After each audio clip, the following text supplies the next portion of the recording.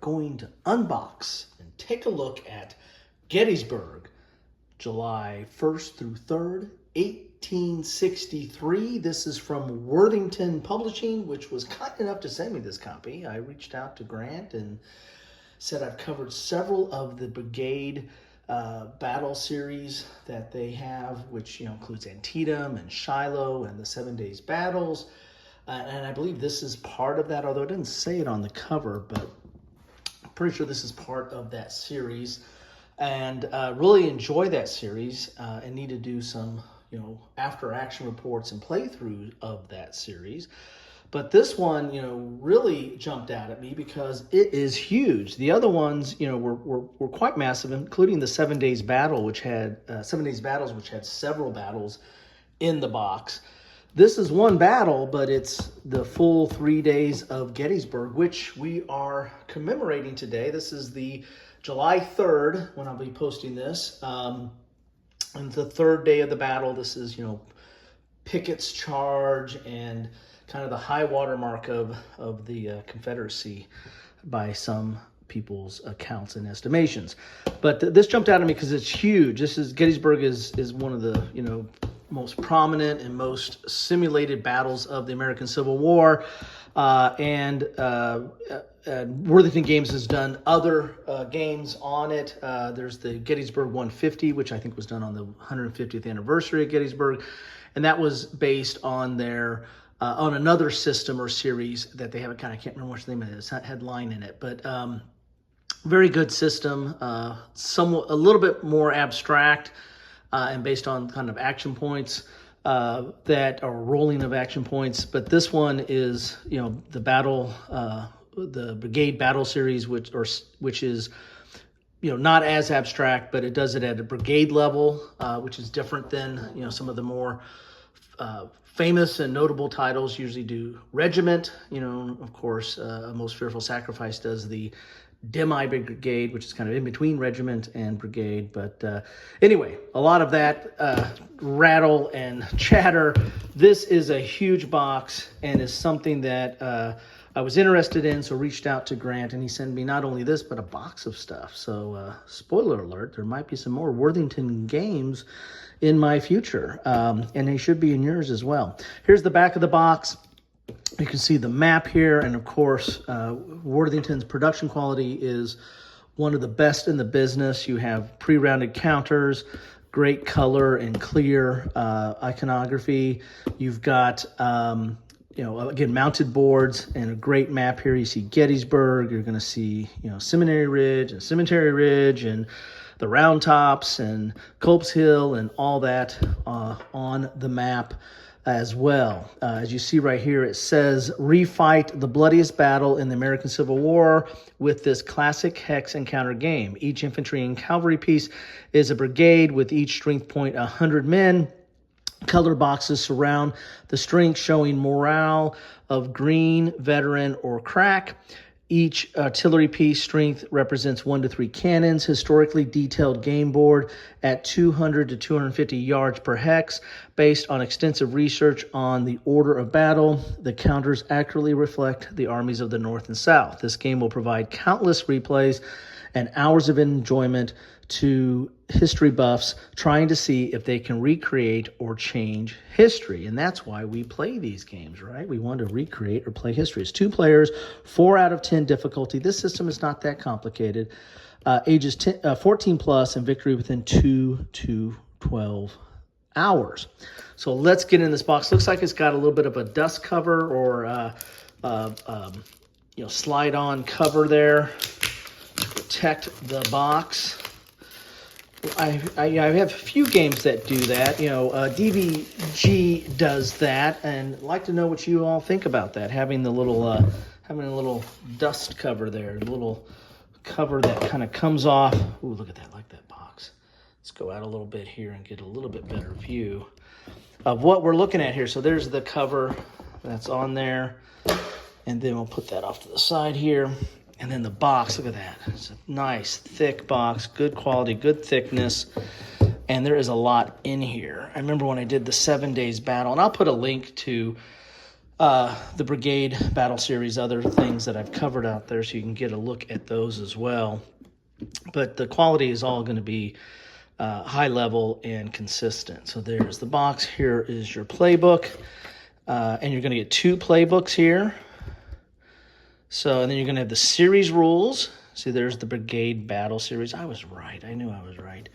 So you get 2 of those, and that's something that Worthington does. They give you 2 of the rules, so you know the other side can look at the rules as well. So you're not stuck saying, "Hey, you didn't tell me right." So look it up yourself.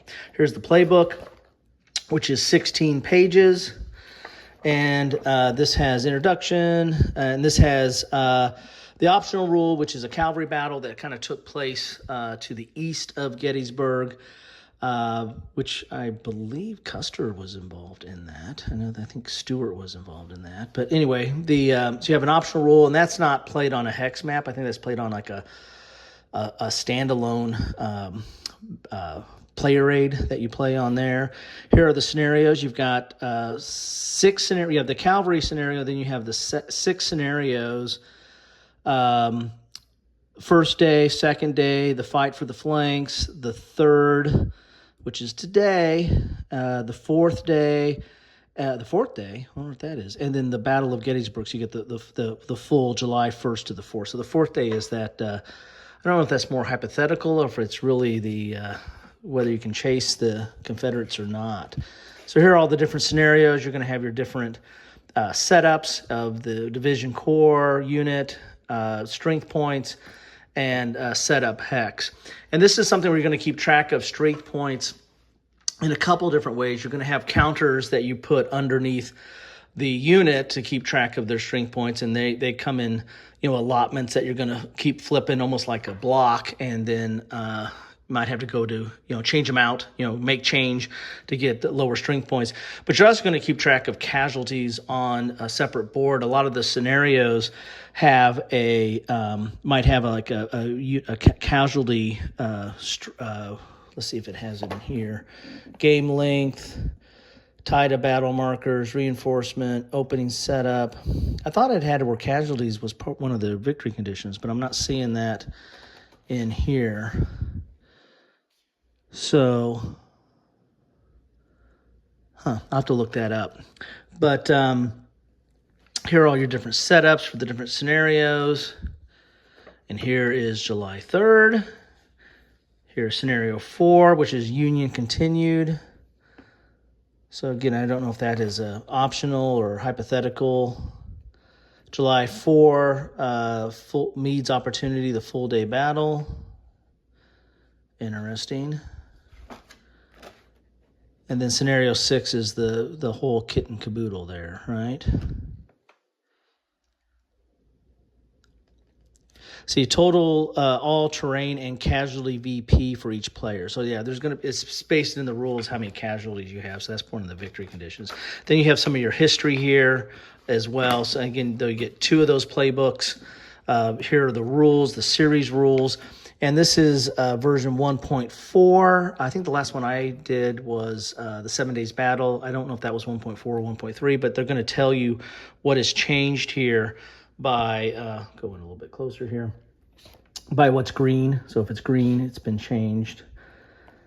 And blue is key rules, and green is what's changed in this rule book. And there's those strength point counters that you're going to keep track of losses on the counters. Dual column, full color, a little bit more green in this, so there has been some changes from 1.3 to 1.4 here to keep up with stuff. This has breastworks in here. That looks like something different.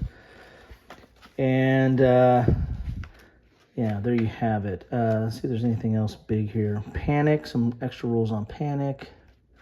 And melee, this is, I think, a new rule here, melee combat. Tomato. That is a new thing, I think, that wasn't in the previous rules, is dealing with the melee combat. It's a simplified procedure, but it is an add-on from the other rules. So there you have it, the rule booklets. Then you get these, pulled it out too quick, you get these order of battles. Here's the Union chain of command. It's not on thick paper, but it's not bad. But you get the Union chain of command is up to Meade, and then all the different leaders. And there will be leaders on the board here. You know, like a most fearful sacrifice, replace leaders with, you know, cards, command, you know, kind of drawing command cards. This is more traditional and going back to, you know, your terrible swift sword of, you know, having leaders on the board and having some kind of a command range and acting that way as well. And then you're going to have one of these for the Confederate as well. There is the Confederate up to Lee. And of course, Longstreet, Ewell, A.P. Hill, and then there's Stewart with the cavalry. Then here's that cavalry battle board here, which is, again, very simple, and that's an optional rule to do that battle. Then you have your player age. You're going to get 2 of those, and on the front is going to be your movement, morale, fire range chart, and combat results. Sorry, kind of cut that off a little bit there. And then you have your terrain effects chart. So you have your terrain and image, movement cost, combat modifier, and whether it blocks line of sight. So, and this is a little bit thicker paper, good player aid, stock, and there you have that. Then you have your Union reinforcement schedule. Again, this is going to be single-sided because you'll put this off the side of the map. So you've got your reinforcements and the time and hour, the area, the units, and the like. And then you have your casualty track. And again, you're going to be keeping track of this for victory point purposes. Let me pull out a little bit because I'm cutting off the bottom there. So there you have that. You're going to have the similar but different for the Confederate reinforcement schedule. So there you have that. Then you get, these are these, you know, string point markers and counters, as you can see, and they're pre-rounded. These pop out very easy. No need for clipping on these, and you're going to have several of those, and it's almost like a currency to keep track of the different losses. You can have some other kind of administrative counters: fired, dismounted. That's, you know, for your cavalry or mounted units. Then we've got some breastwork. I think that is new. I don't know if they were in the other games, but breastworks were important in the Battle of Gettysburg because it was over 3 days, so you can actually build them up. Then you have kind of a status marker here, whether they're in column or, well, these are all just in column, so that probably affects movement, of course. Panic, and then you've got some victory point areas here, or victory point counters there, I should say. Again, very nice, double-sided. See, look, I just flipping that over, I punched one out. So you can get a little bit of idea of the thickness and everything there. Then we get into the Union counters here. As you can see, very nice, very colorful, giving your different units and leaders they roll up to. And then on the back side of them, very nice. And then the Confederate forces. And then you have your status markers out of command here, and then routed on the back there. And then you got some more administrative, like hour casualties. That's for that casualty track, and then the hour or time of day. Probably keeping track for your reinforcements, maybe. Then we have the map board, which is huge and mounted. Oh man, I don't know how I'm gonna get this out of here. Let's get this out here. Oh, and we got a, look at that. We actually have a counter tray. Well, that's cool. So we got a counter tray. I think I saw this in the Band of Brothers series. So you've got a counter tray. I wonder if all these fit in here. We shall see. And you got 2 dice. You got a gray and a blue tin-sider. So that's nice. So we got a counter tray that comes in here, and Worthington's known for that. And I'm gonna have to go up Periscope for this. Let me clear some stuff out because I got a lot of stuff on the table here. And see how big this, I don't know if I got enough room on this board. It's that big of a map. So it's your typical pair of pants fold, as you can see there. And then I'm not gonna have enough room to put it on here. So let's do the north and look at Gettysburg proper there. There is the cities of Gettysburg, or Gettysburg. I think it might be the appropriate local, you'll tell me.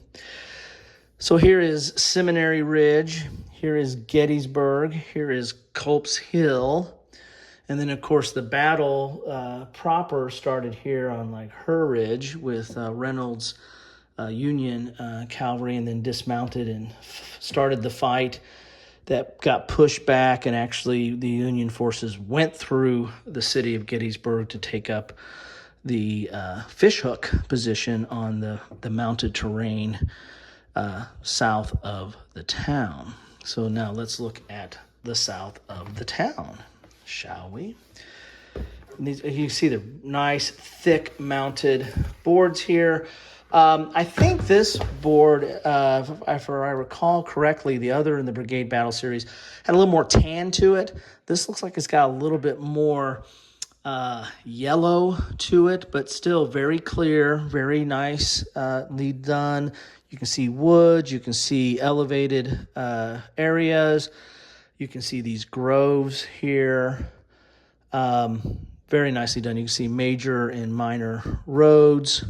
So here is the south map, and we have a little round top here, big round top here. We have Devil's Den here. These are all the famous places that we've come to know. Here's the Rosed Farm. There's some interesting photography of after the battle around there. What else is interesting here? And then, of course, Gettysburg. There's Seminary Ridge way up there. Well, there you have it. So very nicely done. I think you can see everything clearly here. And then you have some tracks here. You have a turn track here, July 1st, 2nd, 3rd, and 4th, and you have an hour of the day to go. I'm sorry. I'm pointing to stuff and it's not on the camera. So here's your days and then your hours right here. And you also have that over here too. So you're going to be keeping track of, you have it on this side and this side. So that's probably why there's different hour and day for the Union and for the Confederate. I guess you maybe keep track on your side of the table of where you're at.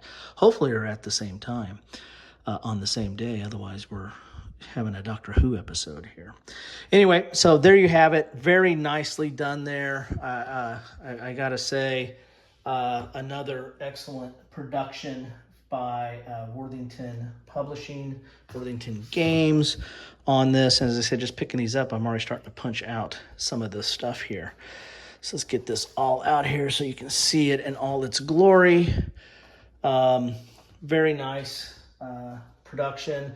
I'd love to know your thoughts on this system. Do you like this system? Is this something that you find easy to get into, but yet still chunky enough to simulate the different battles that it is portraying?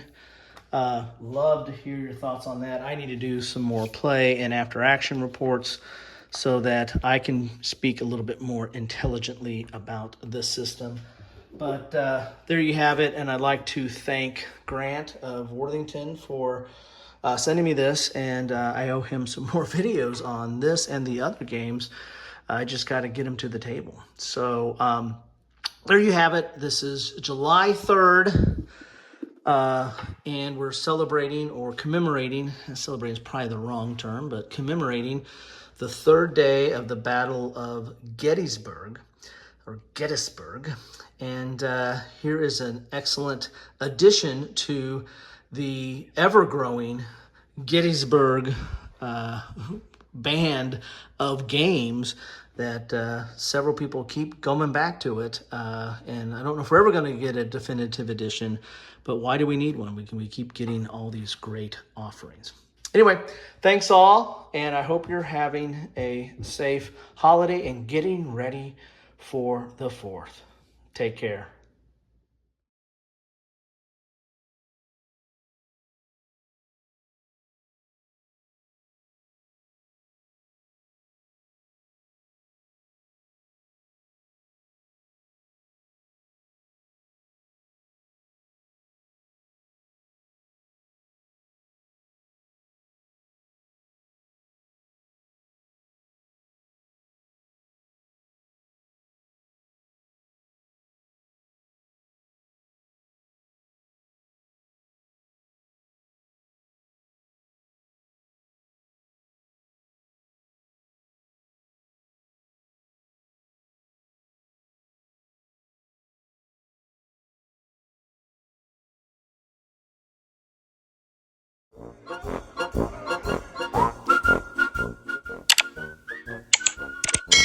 Thanks for watching.